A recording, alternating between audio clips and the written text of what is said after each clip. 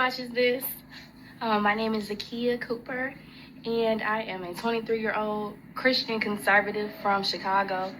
This is going to be my walk away story because I was 100% Democrat. I was on the Democratic plantation, and I was happy with that. So let me go ahead and tell y'all this story because it's a little crazy.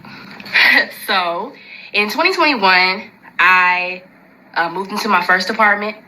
And the apartment that I chose to move into was like a dorm style room where you would share a bathroom with a roommate of the same gender.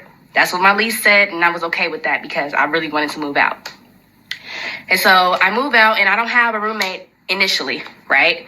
So I'm living there by myself for 1 full year, and I'm happy with that. A year passes, and I slowly noticed that the bathroom that I had to myself is showing signs of being used by a man because I'm seeing that the toilet seat is up. And so I'm like, okay, I didn't know I had a roommate, but I just assumed that I had a roommate that was a girl because that's what they told me. I had a female roommate and she had a boy or something over there who was using the bathroom. So I'm like, whatever. He's dirty because he's not flushing the toilet and he's leaving the seat up all the time, but whatever. This is what happens when you move in a conjoined situation. So I was satisfied, I guess. But I slowly realized that it was a man in my room, y'all. A man. A trans woman. And I realized it's because I see the person. I see this man that they moved in my room. I came out one day and I happened to see him. We came in at the same time. And I'm like, that's a man. It was a man. It was a man. They moved a man in my room. And so I stopped paying rent in that building because I'm like, how are y'all going to move a man in my room? And y'all told me in my lease that I would have a same-sex roommate. I stopped paying the rent, and eventually the housing manager or whatever reaches out to me, and she's like, I'm telling her my situation, and she's like, oh, well, we can't discriminate. That's why we weren't allowed to discriminate against him. He identifies as a woman, so we had to give him a female roommate. Y'all. The craziest thing I ever heard in my life. I'll never forget that day. Because I was like, what the heck is going on in this country? Like, I knew that there were trans people running around. I knew that was a thing, but I never really actually paid attention to the impact of that until it directly affected me, which is how most things work. So upon coming to that realization, I'm like, wait a minute. What laws? Why can't we discriminate against? Why is there a man in my room? Because we can't discriminate. But what about me? I'm a woman. I'm 21 years old. I was 21 at the time. And y'all moving this man in my room? What if he raped me? What if something happens to me? Nobody would care. So after this experience, I became extremely interested in these so-called discrimination laws or whatever this person was speaking on. And I done fell down the conservative rabbit hole from that point forward. I found myself watching Matt Walsh, who's of the Daily Wire, and he has a documentary called What is a Woman? And it's basically about my situation where trans men are erasing women. And after watching that film, I realized that I was supporting literally satanic stuff. I didn't know. I thought I was being PC, right? No, I was supporting Satan. And I'm a Christian. I was raised a Christian. So I'm like, this ain't right. This is not aligning with my Christian values. Wait a minute. We're calling men women. It's not lying. God doesn't make mistakes. So why am I calling you a she and you're a man? That's a lie. I'm not doing that. Oh, I'm transphobic now. Oh, I'm homophobic now. That's fine. Because I'm not lying. Because y'all said so. That's insane. So, that was just the tip of the iceberg, y'all. Because after discovering this stuff about the LGBT, I went on to find out that I was also indoctrinated by feminism. I was racist. I'm black, as y'all can see, right? So, it's not okay for blacks to be Republicans, let alone wearing a MAGA hat in public. Come on now. Me and my husband get clowned for this. He's not here, but me and him have the same values. We actually ended up, I'm 23 years old. Y'all thought I did not think I'd be married at the age of 23, but I am. Because me and my husband's values align so much. I'm like, why are we not married? Why are we not married? Why are we cohabitating like this? And we're Christians. We're not supposed to be doing that. Let's get married. And we did. We went downtown and got married. And no, I'm not too young to be married. People, oh, you're young. No, I'm not. I wasn't too young to be having sex with him. Not married. So I'm not too young to be married to him. What are you talking about?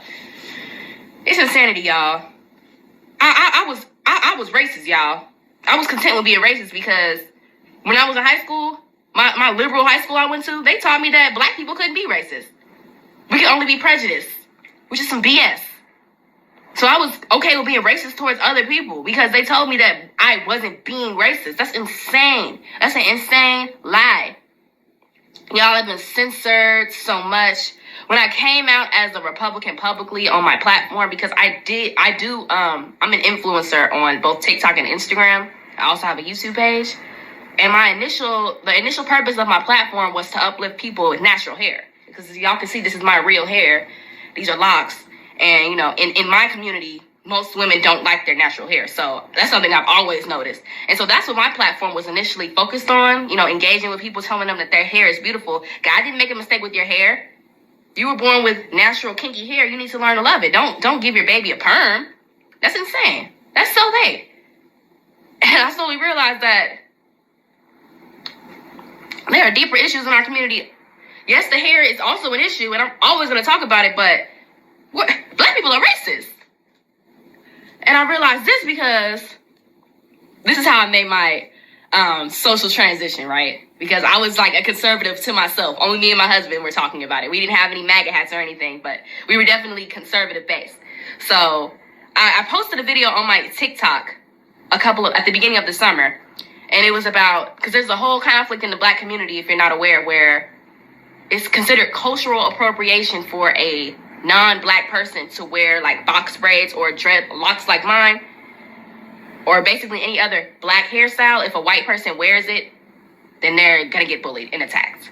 And so I think that's very wrong. That's very racist. And so I spoke out against it publicly. I'm like, you know, y'all are racist. Y'all are telling a white girl she's not allowed to wear braids because she's white. That's racist. You're telling her she can't do it because of her race. Y'all, I was cyberbullied for this. I had so many people calling me so many slurs. You calling me Uncle Ruckus. And I've been called Clarence Thomas's daughter, Candace Owens Jr., Coon, etc., etc., etc. Y'all know the slurs.